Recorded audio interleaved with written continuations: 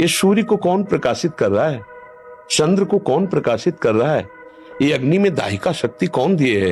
ये पृथ्वी जल में नहीं डूब रही है, पत्ते की तरह, नाव की तरह उतरा रही है, जल ही जल है, नीचे सब जल ही जल। ये जल, ये अग्नि, ये सूर्य, ये चंद्र, ये वायु, ये जन्म, ये मृत्यु, ये कलाकृति, सब का देखो, सब अलग अलग पहचाने जा रहे हैं। करोड़ों, असंख्यों, अरबों लोग हैं। 1 अरब 35 करोड़ तो हमारे भारत की जनसंख्या है, सब अलग अलग पहचाने जा रहे हैं। नहीं, एक कृति देखो, उसकी रचना देखो कैसी उसकी रचना है।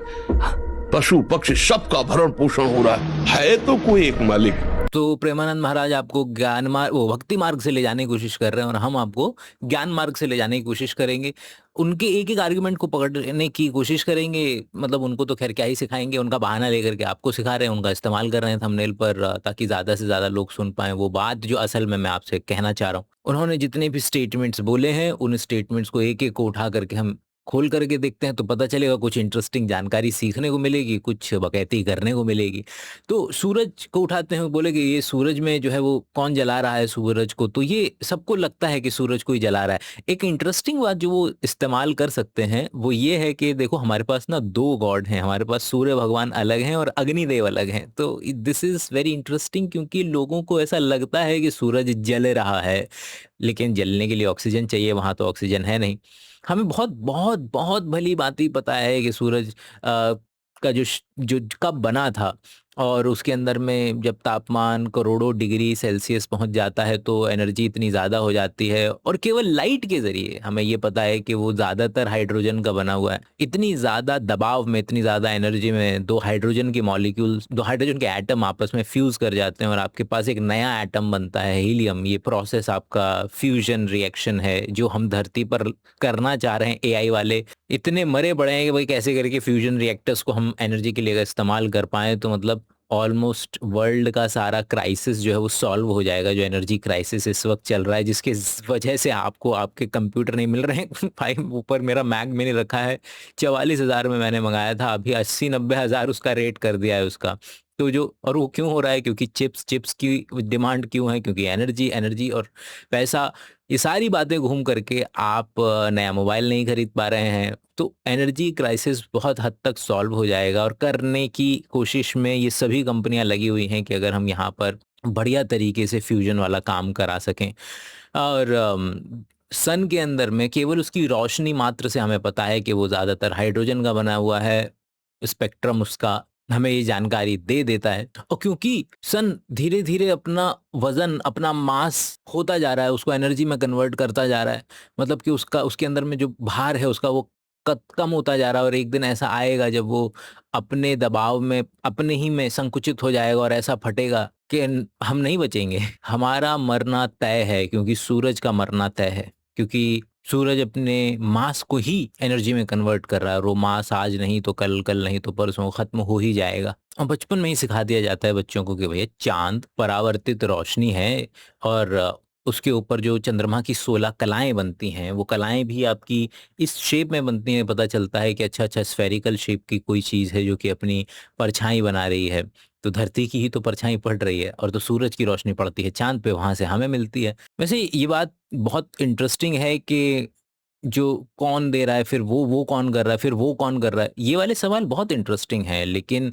अक्सर लोग क्या करते हैं, जैसे प्रेमानंद महाराज ने किया, कि बात को समझने की बजाय उसे बीच में ही रोक करके वहां पर एक स्टैंप मार दी जाती है कि भगवान ने किया है। जैसे कि अगर हम, वो लोग जो नहीं रुके, ये जिन्होंने ये स्टैंप नहीं मारी कि ऊपर वाले ने किया है, तो वही लोग तो थे जिनको ये बातें पता चली, जो उत्सुक रहे इस बात को जानने के लिए कि अच्छा ये हो किस वजह से रहा है असल में। यकीन माने क्यों का सवाल अभी भी खत्म नहीं हुआ है, वो अभी भी है हमारे पास। देखने में ऐसा लग सकता है कि पृथ्वी पानी पर तैर रही है, क्योंकि 70% जब हम कहते हैं कि पानी से ढकी हुई है, तो ऐसा एक छलावा प्रतीत होता है कि भाई धरती पानी की ज़्यादा बनी हुई है, कि 70% पानी है तो 30% धरती है। नहीं, मतलब पानी अगर एक इमेज में लगा दूंगा आपको पता चलेगा कि भूमि वाला पार्ट ही बहुत ज़्यादा है, पानी तो नाम मात्र का है। और बिल्कुल ऐसा है जैसे दरारों में पानी भरा हुआ रहता है, वैसा ही धरती के ऊपर भी पानी जो है वो, तो पानी धरती के ऊपर अगर सही मायने में देखा जाए तो उतना है नहीं, बहुत कम है। और शायद हो सकता है कि वो बात कर रहे हों कि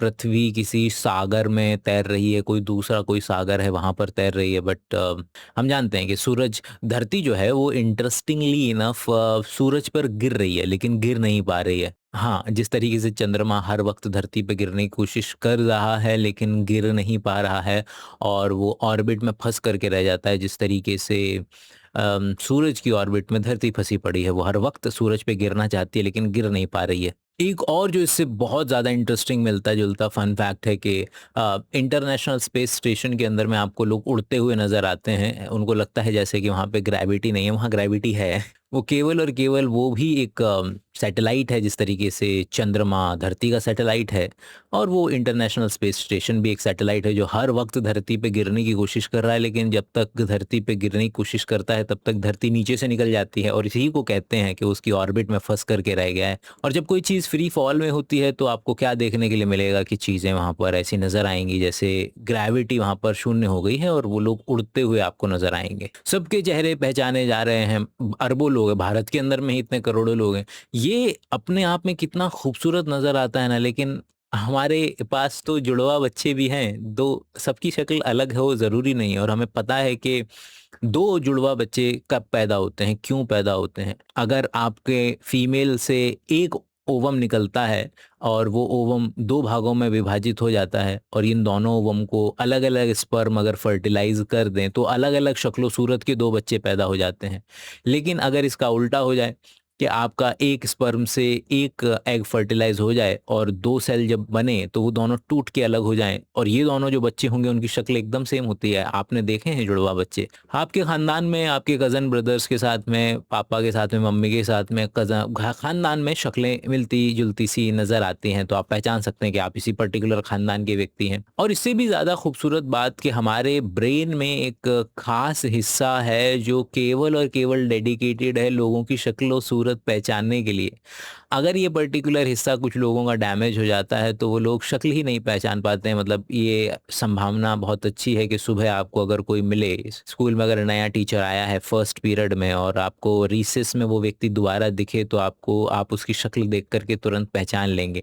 ये काबिलियत हम में बहुत अच्छी मौजूद है और इंसानों के लिए मौजूद है, इसलिए कभी कई बार आपको बंदर नहीं याद रहेंगे कि आपकी बंदरों की शक्ल आपको लगभग लगभग सेम सेम सी ही लगेगी, अलग अलग नहीं लगेगी। लेकिन हम इंसानों के शक्ल सूरत के लिए, पैटर्न के लिए, रेशियो के लिए बहुत स्पेसिफिकली डिज़ाइन है।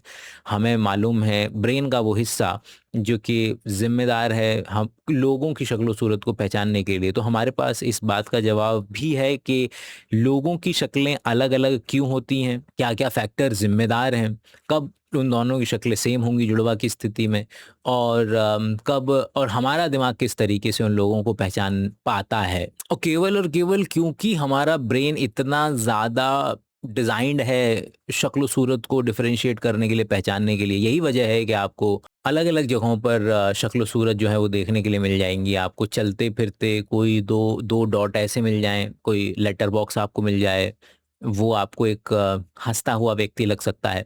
गाड़ी की जो 2 हेडलाइट हैं वो आपको आंखें लग सकती हैं, उसका जो बोनट का नीचे वाला पार्ट है, मरघाट वाला पार्ट है, वो उसके होंठ लग सकते हैं।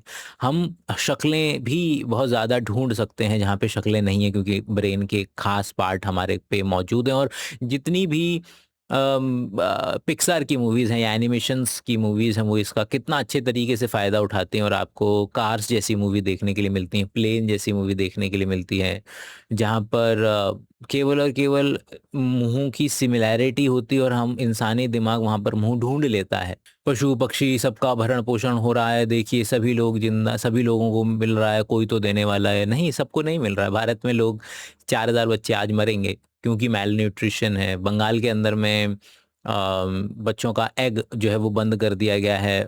आप बट मतलब कि साथ ही ये बात मेक श्योर करनी पड़ेगी, अगर आप वो एक एग में जो सारी चीज़ें मिल रही थी, सारे इसेंशियल फैट मिल रहे थे, लोग अक्सर बोल देते हैं कि जी अंडा है तो बच्चों को सोयाबीन दे दो। मतलब it is very much possible कि आप प्लांट सोर्सेज से बच्चों को प्रोवाइड कर सकते हैं अंडा। मतलब कि बच्चों को प्लांट सोर्सेज से उनके जो न्यूट्रिशनली उनको जिन चीज़ों की ज़रूरत है वो सारी चीज़ें बच्चों को दी जा सकती हैं। लेकिन क्या दी जा पाएंगी? सबसे पहले हम बंद करने पे रिलीजन के नाम पर आ तो जाते हैं, लेकिन हमें पहले मेक श्योर करना पड़ेगा ना कि पहले उनको, उनके पास वो सारी चीज़ें पहुंच जाएं, वो सारे जो इसेंशियल फैट थे आपके एग के अंदर में, क्या आपने उनको मेक श्योर किया? लोग बोल देंगे कि हाँ, हम तो सोयाबीन दे रहे हैं, उसके अंदर में भी तो प्रोटीन होता है। हाँ, होता है। तो आपने प्रोटीन वाले पार्ट के लिए तो काउंटर एग्ज़ाम्पल या काउंटर चीज़ें दे दी, गुड, ओके, चल जाएगा काम। लेकिन बाकी चीज़ों का क्या? वो बाकी सारी चीज़ें जो उसके अंदर में मिल रही थी एग के अंदर में, ऐसे ही नहीं एग पूरा का पूरा व्यक्ति अंदर अपने ज़िंदा कर सकता है। तो क्या प्लांट से बच्चों को भरण-पोषण दिया जा सकता था? येस, लेकिन क्या वो चीज़ तैयार करे बगैर लोगों ने पहले अंडा बंद करवा दिया? तो यही हर बार होता है, हम अपने रिलीजन की नज़र से या बाकी आइडियोलॉजी की नज़र से, अब क्योंकि बंगाल में शायद बीजेपी आ गई है, उसकी नज़र से वो लोग अंडा बंद करवाना चाह रहे हैं पहले, इससे पहले कि वो मेक श्योर करते कि नहीं हम प्लांट के ज़रिए बच्चों को सारी चीज़ें दे रहे हैं। लेकिन बच्चे तो मर रहे हैं ना, सरकारी आंकड़ा है 4000 बच्चे मेल न्यूट्रिशन से मरेंगे आज, और ऐसी हरकतें रही तो और ज़्यादा मरेंगे। तो कहाँ से भरण पोषण हो रहा है? आदमी की, इंसान का बच्चा नहीं खा पा रहा है, जिंदा रह पा रहा है, तो बाकियों की तो बात ही क्या है? तो इस लॉजिक को भी नकारा जा सकता है कि और वो लोग मर गए ना, सर्वाइवरशिप बायस है ना केवल और केवल, कि जो मर गए उनका कौन अकाउंट? जो सबको दिख रहा है, मिल रहा है, जब तक मिल रहा है तब तक जिंदा है, जिनको नहीं मिला था मर तो गए वो लोग। तो ये सारी चीजें मोस्टली गॉड ऑफ गैप में, हम क्या, हमें सब सब चीजें पता है इस दुनिया की, कौन सी चीज क्यों हो रही है, कहाँ हो रही है, कैसे हो रही है? नहीं, लेकिन ये बोल देना कि नहीं नहीं ये तो भगवान की नज़र से हो रहा है, भगवान की वजह से हो रहा है, आपको हमेशा रोकेगा नई जानकारी लाने से। दुनिया के अंदर में जो भुखमरी है वो हमने साइंस के ज़रिए ख़त्म की है, जानकारी के ज़रिए ख़त्म की है, क्योंकि लोगों ने मना कर दिया ये मानने से कि केवल भगवान की मर्ज़ी है। इस साल हमको प्रिपेयर करना है क्योंकि सुपर एल नीनो आना है। इस साल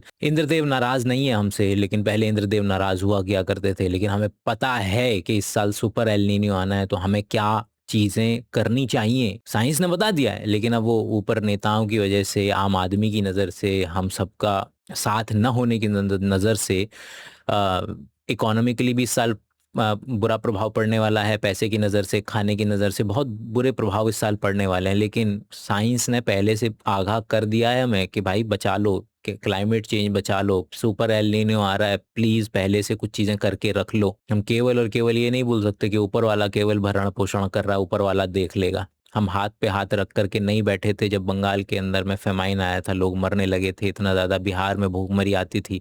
हरित क्रांति की हम इंसानों ने मिलकर के, जिसकी वजह से हमारे माँ बाप, हमारे दादा दादी जिंदा रहे, तो हम आज जिंदा हैं। तो ये रहा आज का ओवरऑल अंडरस्टैंडिंग। आई होप कि कुछ इंटरेस्टिंग सीखने को मिला हो। हम मिलेंगे अगले वीडियोस में, तब तक के लिए अपना ख्याल रखें, शेयर करें, हाइप करें, कमेंट करें, लाइक करें, जो मर्जी करें, और नहीं तो कम से कम ज्वाइन तो करें ही। अगले वीडियो तक के लिए अपना ख्याल रखें। Bye bye.